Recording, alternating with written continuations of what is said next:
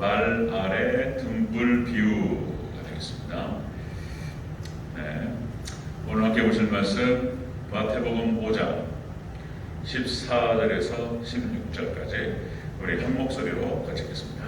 네. 시작. 너희는 세상의 빛이라. 산 위에 있는 동네가 숨겨지지 못할 것이요 사람이 등불을 켜서 말 아래 두지 아니하고 등경 위에 두나니 이러므로 집안 모든 사람에게 빛이 되니라. 이같이 너희 빛을 사람 앞에 비치게 하여 그들로 너희 착한 행실을 보고 하늘에 계신 너희 아버지께 영광을 돌리게 하라. 아멘.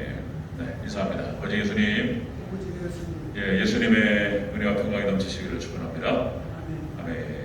오늘 함께 읽으신 마태복음 5장 14절에서 16절 오늘 본문을 토대로 말 아래 등불 비유라는 제목으로 말씀받겠습니다. 말 아래 등불 비유. 이것을 다른 제목으로 또 우리가 생각할 수 있다면 거듭난 자의 사명과 축복 이렇게 또 얘기할 수 있습니다. 거듭난 백성들, 중생한 백성들, 하나님 백성들, 예수님의 신부된 백성들, 믿음의 백성들 뭐 다 얘기죠. 똑같은 얘기인데, 자 이렇게 거듭난 백성들, 거듭난 자의 사명과 축복이 어떤 것인가에 대해서 말 아래 등불 비유, 이 비유를 통해서 하나님 예수님께서 설명하셨어요. 자, 한번 더 자세히 한번 보도록 하겠습니다.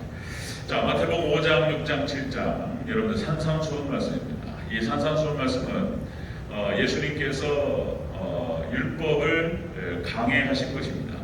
예수님의 시각으로 율법의 정신과 율법의 영적인 측면에 대해서 예수님이 드러내셨어요. 자, 그래서 훨씬 더 완성도가 높은 말씀이죠. 과거에는 현상적인 부분만 지키면 됐어요. 살인하지 말라, 살인 안 하면 됐단 말이에요. 그리고 가늠하지 말라, 가늠하지 않으면 가늠죄가 아닌 거예요. 근데 예수님께서는 그거 갖다가 더 기준을 높이셔가지고 이 율법에 가지고 있는 정신과 영적인 측면을 더 부각시켰습니다. 또 누구 미워하기만 해도 살인하는 거예요. 지킬 수가 없어요. 그 다음에 여자를 보고 음흉을 품고, 여성도 마찬가지입니다. 남자를 보고 음흉을 품고, 이거 가늠한 거다. 그러면은 눈을 빼버리고 팔 잘라버려. 왜 이렇게? 그러니까 이제 기준을 높이셨어요. 자, 그러니까 이제 율법에 대한 강해를 말씀하셨는데, 자, 그러면서 이제 이 산상수훈 말씀이 5장, 6장, 7장, 산상수훈의 시작이 팔복에서부터 시작됩니다. 그죠? 심령이 가난한 자는 복이 있나니 천국이 저희 것이며, 이 8개 복이라고 하는 것이 여러분들 8이라고 하는 숫자가 거듭남의 수 그랬죠? 거듭남의 수, 중생의 수 그랬습니다. 8복이 그렇고요. 그 다음에 이제 8일째 할례를 받았다. 그래서 이제 아이가 태어나면 8일째 할례를 받고 그가 하나님 백성이라고 하는 사실에 대해서 남성의 꼬추에다가 딱 표시를 해놨단 말이에요. 그러니까 이게 이제 거듭남의 수, 중생수, 하나님의 백성수가 되겠습니다. 이 8가지 복을 갖다가 쭉 그림을 그리면 제가 다 설명할 수가 없고 마치 하나님을 향해서 쭉 올라가는 4가지 복이 하나님을 향해서 올라가는, 그리고 다음 또 4가지가 하나님 만난 다음에 내려오는 그런 형국을 가지고 있다 이렇게 말씀을 드렸어요. 다 설명하려니까 너무 힘들어서 여기까지 말하고 나중에 또 기회 되면 또 말씀드릴게요. 자, 8복이 그런 의미를 갖고 있다. 자, 이렇게 하나님께서, 예수님께서 8복을 설명하신 다음에 바로 연결시켜가지고 지금 오늘 말씀하시는 거예요. 너희는 세상의 소금이니 너희는 세상의 빛이라. 그러니까 거듭난 자, 중생한 자가 어떻게 살아가야 되느냐, 중생한 자의 사명과 그 사명을 받은 자의 축복이 어떤 축복이느냐, 그것을 말씀하시는 것이 오늘 본문이 되겠습니다. 기가 막힌 본문이 오늘도 너무나 좋습니다. 자, 그 거듭난 자의 사명과 축복에 대해서 말 아래 등불 비유를 통해서 말씀하셨어요. 제가 2가지를 섞어가면서 잘 부르겠습니다. 자, 오늘 같이 한번 살펴보도록 하겠습니다. 자, 말 아래 등불 비유, 거듭난 자의 사명과 축복. 첫 번째, 너희는 세상의 빛이다. 이렇게 말씀하셨어요. 14절을 같이 읽겠습니다. 14절 시작. 너희는 세상의 빛이라. 산 위에 있는 동네가 숨겨지지 못할 것이요. 아멘. 너희는 세상의 빛이라. 이렇게 말씀하셨어요. 거듭난 자, 중생한 자, 하나님 백성, 예수님의 신부된 백성은 세상의 빛이라는 거예요. 세상의 빛이 우리 가운데 와버렸어요. 여러분 빛 대신 예수님과 우리가 연합된 줄로 믿습니다. 그리고 우리가 딱 와버렸어요. 예수님께서. 이것은 무엇을 뜻하냐면은 우리 하나님 백성들 거듭난 자가 구원과 축복의 통로가 되라 이런 말씀이세요. 구원과 축복의 통로가 되라. 너희는 세상의 빛이라 이런 말씀이세요. 이 빛이라고 하는 것은 원어 뜻이 반짝이다, 드러나게 하다 그런 뜻입니다. 이 반짝이다라고 하는 것은 우리는 발광체가 아니라고 말씀드렸죠. 예, 해는 발광체, 예, 달은 반사체, 그죠? 이 태양의 빛이 달을 딱 비추면서 반사되어서 우리가 이제 저녁에 달을 보면서 그 달빛이 우리를 비추잖아요. 우리 스스로는 어떤 빛을 비출 수가 없죠. 자, 하나님의 빛과 성령의 빛과 예수님의 빛을 우리가 받아서 반사하는 줄로 믿습니다. 그 빛이 충만할수록 그 빛은 강하게 될 것입니다. 여러분들 반사체로서 아름답게 빛나시기를 주 여러분으로 축원합니다. 반사체가 되어야 된다. 자, 이 빛이라고 하는 것은 반짝이다 그런 뜻이 있고 드러나게 하다 이런 뜻이 있습니다. 드러나다는 것은 자, 예수님을 드러내고 그리고 진리를 드러내고 그리고 우주 만물의 모든 만상의 이치를 드러내는 거예요. 그러니까 예수님의 빛을 받고 진리의 빛을 받은 사람들은 놀랍게 지혜로워집니다. 예, 놀랍게 지혜로워져요. 이 예수님의 빛을 받고 복음의 빛을 받았던 사람들이 전 세계를 지배했습니다. 이 지배자가 돼요. 이 사람들이 복음의 빛을 받은 사람들이. 자, 말 아래 등불 비유. 예, 거듭난 자의 사명과 축복은 첫 번째가 너희는 세상의 빛이라. 자, 구원과 축복의 통로가 되라 이렇게 말씀하시는 거예요. 자, 여러분들 아브라함을 먼저 생각하면 그렇습니다. 아브라함이 뭐 다른 거 아니잖아요. 우리와 똑같은 성정의 사람이었습니다. 그냥 겁이 많고 소심한 사람이에요. 순종적인 사람이에요. 그냥 우리가 똑같다니까요. 특별한 사람이 아니에요. 그런데 하나님의 은혜를 받았습니다. 그래서 아브라함이 했던 건 뭐냐면은 그냥 마음에 품었어요. 하나님을 품고 말씀을 품고 믿음과 순종으로 따라갔을 뿐이에요. 그런데 그 아브라함을 통해서 모든 축복이 아브라함을 통해서 들어오게 됩니다. 아브라함은 믿음의 조상이 되고 그리고 축복의 통로가 된 줄로 믿습니다. 아멘. 똑같이 우리가 예수를 품고 말씀을 품으면 우리가 그렇게 될 줄로 믿습니다. 그 똑같은 원리인 거예요. 원리가. 자, 출국한 이스라엘 백성들이 40년 광야 마치고 가나안 땅에 들어간단 말이에요. 그리고 하나님께서 이스라엘 백성들에게 주신 사명이 뭐냐? 열방의 빛으로 사명을 감당하라. 그죠? 가나안 땅에 들어가서 하나님을 잘 섬기면서 열방의 빛으로 하나님을 드러내고 하나님의 살아계시고 역사하심을 드러내는 하나님의 백성. 그게 이스라엘 백성들의 정체성이고 사명이었다는 것입니다. 그죠? 그런데 그걸 감당 못해가지고 쫓겨난단 말이에요. 그 축복을 빼앗긴단 말이에요. 자, 예수님의 제자들, 사도들도 마찬가지입니다. 사도들도 예수님께서 그 사명을 맡겨주셨어요. 예수님께서 그 사역을 3년 동안 하시고 12제자를 선택하셔서 그들에게 위임하셨습니다. 세상의 빛으로 살아가라. 그렇죠? 그리고 이 예수님의 제자들 12사도가 가론유다 빼고 그죠? 다른 사람이 끼어들어가죠. 자, 이렇게 해서 12제자가 그 사명을 감당하면서 자, 여러분들 열방의 이방의 빛으로 쓰임받은 줄로 믿습니다. 사도 바울이 이방의 빛으로 이방인의 사도로 그죠? 그냥 뭐 유럽부터 해가지고 전 세계가 그냥 사도 바울부터 시작돼버려. 그냥 사도 바울의 그 삶과 사도 바울의 이 사명을 통해서 정말 여기까지 우리한테까지 복음의 빛이 온 줄로 믿습니다. 사도 바울이 찬란하게 빛나는 것이죠. 자, 말 아래 등불 비유 거듭난 자의 사명과 축복. 자, 너희는 세상의 빛이라 구원과 축복의 통로가 되라 이렇게 말씀하셨어요. 오늘 박정 장로님 찬양 3개 선택하시는데 오늘 본문 보시고 묵상하시고 연구하셔가지고 선정하셨어요. 정확하게 오늘 본문 얘기를 다 찬양에서 듣고 있었습니다. 여러분 창세기 1장 2절에서 자, 창세기 1장 1절이 뭐죠? 시작. 태초에 하나님이 천지를 창조하시니라. 창세기 1장 2절에서 땅이 혼돈하고 공허하며 흑암이 기품이 있고 하나님의 신은 수면에 운행하시니라. 창세기 1장 3절 하나님께서 빛이 있으라 하시매 빛이 있었고. 아멘. 빛이 오기 전에 이 우주 만물은 그렇게 혼돈과 뭡니까? 혼돈과 공허와 흑암이 있었다. 그러니까 빛 대신 예수님께서 오시기 빛 대신 예수님께서 오시기 전에 진리를 만나지 못하고 예수님 만나지 못하면 그런 인생들은 그렇게 혼돈과 공허 가운데에서 방황하다가 흑암으로 들어가는 겁니다. 그런데 우리 가운데 예수님께서 임하시고 그 빛이 비춰진 줄로 믿습니다. 그러면은 끝나버려요.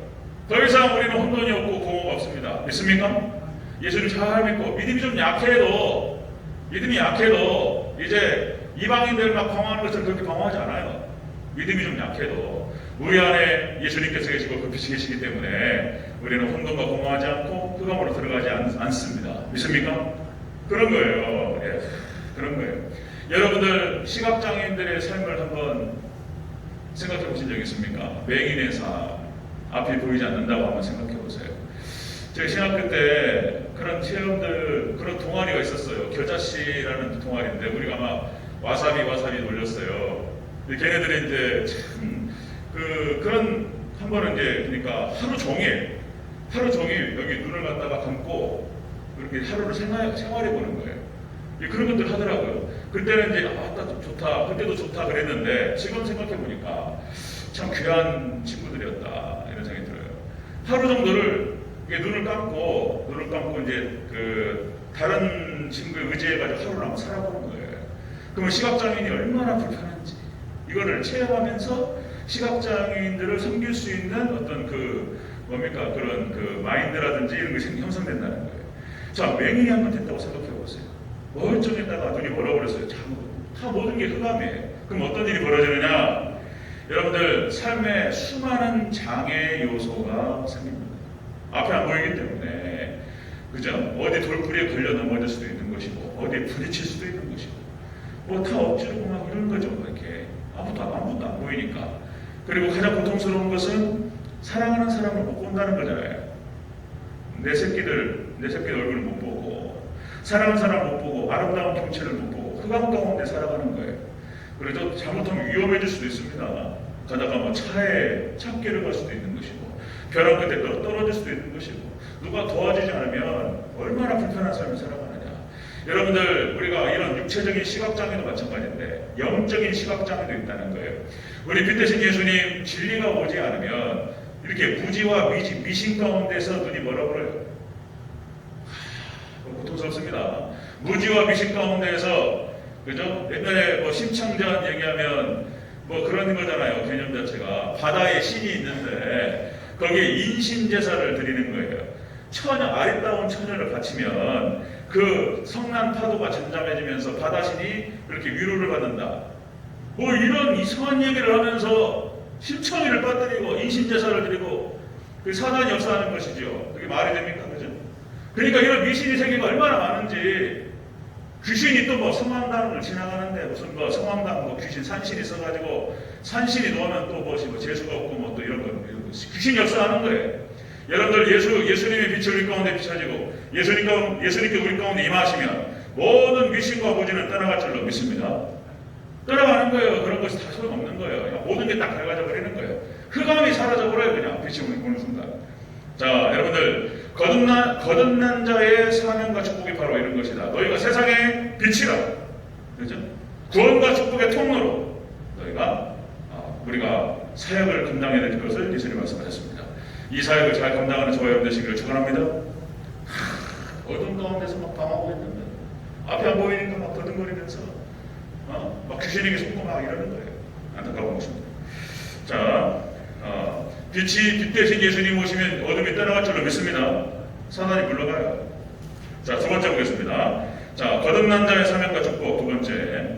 자, 등불을 등경에 두신다는 거예요. 이거 축복입니다. 이게 15절을 같이 읽겠습니다. 15절 시작. 사람이 등불을 켜서 말 아래에 두지 아니하고 등경에 두나니 이러므로 집안 모든 사람에게 빛이 되니라. 아멘. 자, 사람이 등불을 켜서 등경에 둔다는 거예요. 말 아래에 두지 않는다. 이것은 지극히 정상적이고 상식적인 얘기가 되겠죠. 이 말이라고 하는 것은 여러분들 그 밀가루라든지 곡식을 담는 통이라는 거예요. 한 8.8리터짜리 통인데 등불을 켜가지고 지금 다 어두운데 이 등불을 켜서 높은 데다 두지 이걸 갖다가 밑에다 까는 사람이 어디 있냐 말이에요. 마찬가지인 거예요. 우리 안에 빛 대신 예수님께서 오시면 우리를 들어 올리신다는 겁니다. 아멘. 높여주셔요. 할렐루야. 그런 얘기예요 지금. 자, 그러니까 거듭난 자의 사명과 축복에서 이 두 번째가 축복인 거예요. 여러분들 우리를 높여주실 줄로 믿습니다. 높여주셔요. 등경에 높여주신다.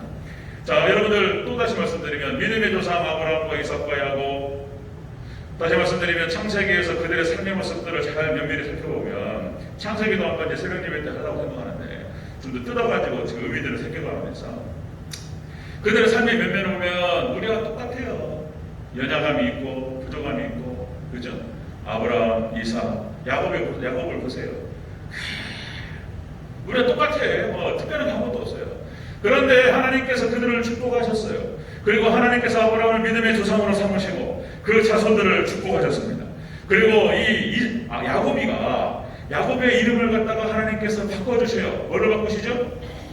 이스라엘로 이름을 바꿔주시고 12지파의 아버지로 삼아주십니다.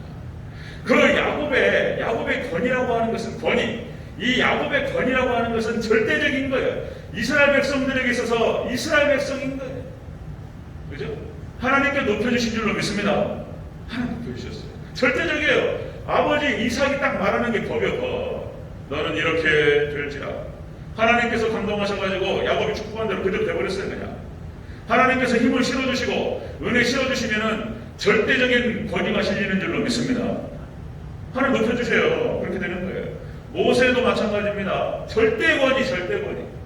하나님께서 은혜 주시니까. 모세가 뭐 얼마나 대단한 사람입니까? 모세도 똑같잖아요. 모세 그 민족주의적인 어떤 그런 야심이 강한 사람이고 성격이 조금 과격하고, 그죠? 막 때려 죽여 그냥, 그죠? 우리 모습이 다 똑같아요. 근데 하나님께서 연단을 통해 가지고 신앙적인 연단을 통해 신앙을 성숙시켰어요. 그리고는 사명을 주셔가지고 출애굽 애굽으로 보내셨어요. 그리고 사명을 주셨기 때문에 하나님께서 함께 해주셨어요. 그리고 모세에게 모든 권위를 심어주셨어요. 모든 권위를 실어주시니까 모세가 이스라엘의 위대한 영도자로 쓰임받습니다. 모세가 한번 말하면 절대 권위. 여러분들 하나님께서 힘을 실어주시고 하나님께서 은혜 주시고 권위 주시면 이렇게 높아질 줄로 믿습니다. 그런 얘기인 거예요. 지금 등불을 등경에 둔다라고 하는 것이 높여주신다는 얘기인 거예요. 하나님께서 여러분들 여호수아와 갈렙을 높여주신 것을 생각해보세요. 다윗을 높여주신 것을 생각해보세요. 다윗이 하나님 앞에 그런 수악한 범죄를 저질렀음에도 불구하고 다윗이 하나님께 진지하게 회개했고 하나님께 다윗을 버리지 않으셨어요. 하나님 다윗을 이스라엘의 별로 이런 거 여러분은 2000년 교회 역사가 별거 아니에요. 우리가 이제 요한계시록 살펴가면서 에서보도 3일 살펴봤지만은 교부시대 지낸 다음에 교부시대 한 400년 정도, 그 다음에 중세시대 한 1000년 정도, 그 다음에 종교개혁 시대로 돌아와가지고 이제 교부신학을 갖다 다시 살렸단 말이에요. 그러니까 거기에서 교부신학의 끝자락에서 교부신학을 정리했던 어거스틴. 우리가 신학계에서 어거스틴이라고 하는 인물은 절대적인 인물이에요. 진짜.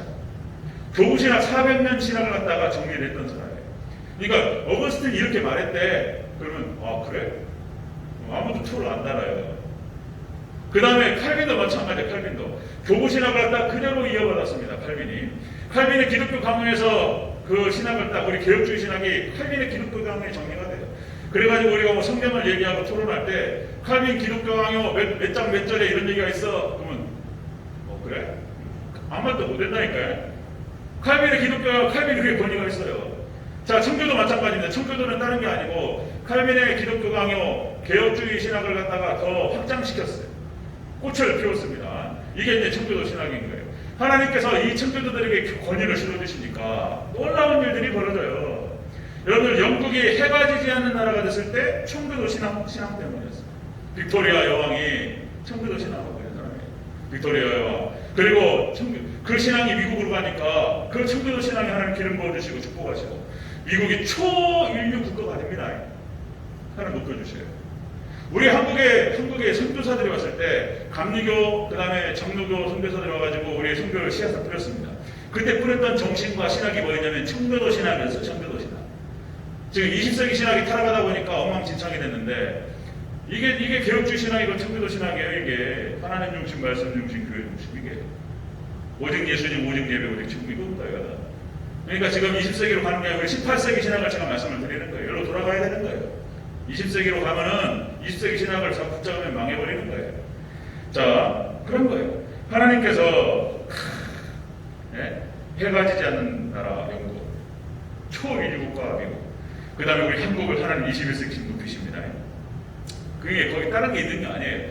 그러니까 진리를 품고 예수님을 품고 빛 대신 예수님을 붙잡았어요. 그 심령 가운데, 그 마음 가운데 예수님을 붙잡고 그 진리가 있는 그 심령 개인, 그리고 나라, 그 민족 높여주시는. 그거 이제 이거는 2000년 역사가 보여주는 사건입니다. 여러분들 하나님께 붙들림 받고 등경이 올라가는 여러분들의 삶이 되시기를 주여로 축원합니다.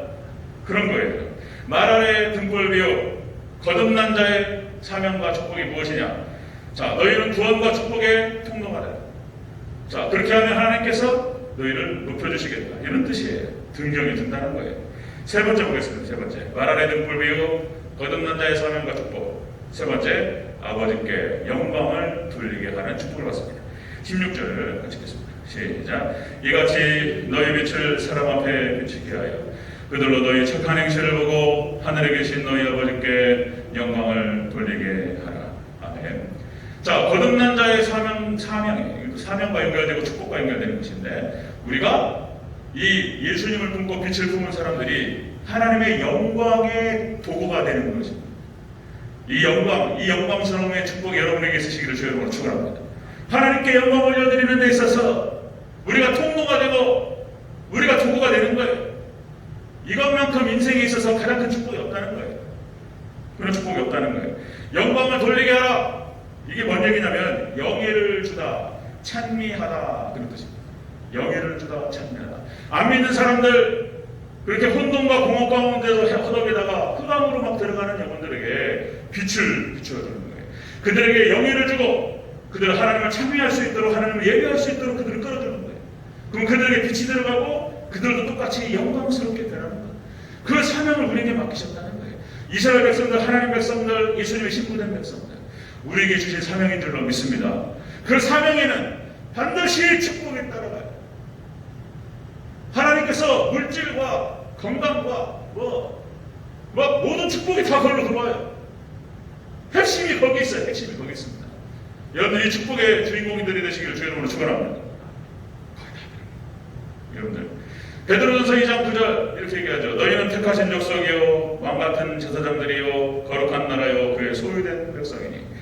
자, 이는 너희를 어두운 데서 불러내어 그의 기이한 빛에 들어가게 하시니 아름다운 덕을 선전하게 하려 하십니다. 아멘. 우리를 높이시고 특별히 택하시고 하나님 우리를 축복하신 이유가 뭐냐면 하나님의 덕을 선전한다는 것입니다. 에베소서 5장 8절과 10절 11절 전에는 너희가 어둠이더니 이제는 주 안에서 빛이다. 빛의 자녀들처럼 행하라. 아멘. 교회로 쫙 설명하는 것이죠. 여러분, 사람이 가장 빛날 때가 언제인가? 사람이 가장 빛이 날 때가 언제인가? 저도 마찬가지고, 저도 제 인생 가운데 50년 살면서 흑역사가 있었어요. 흑역사가 있고 백역사가 있고, 자랑스럽고 막 자랑하고 싶은 저의 어떤 순간도 있었고, 숨기고 싶은 장면도 있어. 여러분들 가장 인생 속에서 가장 찬란하게 빛났을 때가 언제십니까? 그 순간들이 있단 말이에요. 어떤 순간은 사람들에게 좀 몰랐으면 좋겠는 그런 순간도 있고, 어떤 순간은 사람들이 좀 알았으면 좋겠는 그런 순간도 있고, 다 이런 것이죠. 자, 사람이 가장 빛날 때가 언제인가? 여러분들, 그 사람이 있어야 될 자리에 있으면 빛이 나요. 그 사람이 딱 그 사람이 있어야 될 자리가 있습니다. 하나님께서 주신 은사가 있어요, 사람마다. 어떤 분은 찬양의 은사. 그럼 그 사람은 찬양을 쫙 할 때 빛이 나요. 멋있습니다. 여러분들, 농구의 황제가 누구죠? 농구의 황제 마이클 조단이 농구장을 떠나가지고 야구를 해보겠다고 나간 적이 있었어요. 아시는 거 모르겠는데, 아버지가 자기 정말 정신적인 우상이었던 스승이었던 아버지가 이제 농구 황제 마이클 조단이 우승을 하면은 반지를 주잖아요. 그 반지가 여러 번 했기 때문에 여러 개가 있었단 말이에요. 그 반지를 아버지가 2개인가를 끼고 있었대. 그러니까 어떤 놈이 그거 뺏으려고 아버지를 죽여버렸어요. 그래가지고 이제 이 마이클 조단이 농구에 대한 회의를 느끼고 난 그만두겠다. 은퇴선을 해버려 나가버렸어요. 그리고 이제 어렸을 때 자기도 야구 선수가 되고 싶다고. 일반 사람보다는 잘하겠지만 야구장에 있는 마이클 조던 한번 생각해 보세요. 별거 아니에요. 야구를 하면 얼마나 했겠어요. 역시 마이클 조던은 농구장에 있을 때 빛이 납니다. 그죠? 여러분들 축구 메시 있죠, 메시. 우리나라 손흥민. 얘네들을 갖다가 걔네들은 메시와 손흥민은 축구장에 있을 때 빛이 나는 거예요. 그죠? 만약에 걔네들을 수능 봐가지고 대학 가라 그러면요, 바보 돼버립니다. 수능 봐가지고 왜 수학을 못하냐고, 너는 이것도 하나 못 외우냐고, 영어 못 외우냐고 막 그렇게 하잖아요. 바보 돼버려요. 물에 떠다니는 오리를 갖다가 육상 선수를 만들겠다고, 육상 선수 달리라고 막 때리면 어떻게 돼요? 망가져요. 자기가 있어야 될 자리가 있는 거예요. 자기가 있어야 될 자리에 있을 때 가장 빛이 나는 줄로 믿습니다. 아멘. 여러분들 웨스트민스터 시소일 본다, 일문이다. 그죠? 사람의 제일 되는 목적이 뭐라고요? 사람의 제일 되는 목적은 하나님을 영원롭게 하며 그를 영원토록 즐거워하는 것이다. 아멘. 우리 사람으로 태어나서 하나님께 영광 돌리는 그런 자리에 있을 때 가장 빛이 난다는 거예요. 그 얘기예요.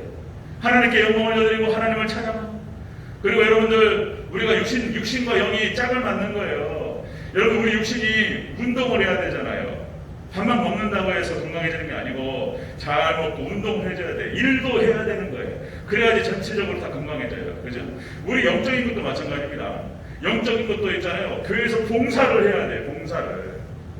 봉사 안 하고 그냥 예배만 들고 왔다 갔다 하잖아요. 영적으로 성숙 안 됩니다. 뭔가 섬겨야 되는 거예요.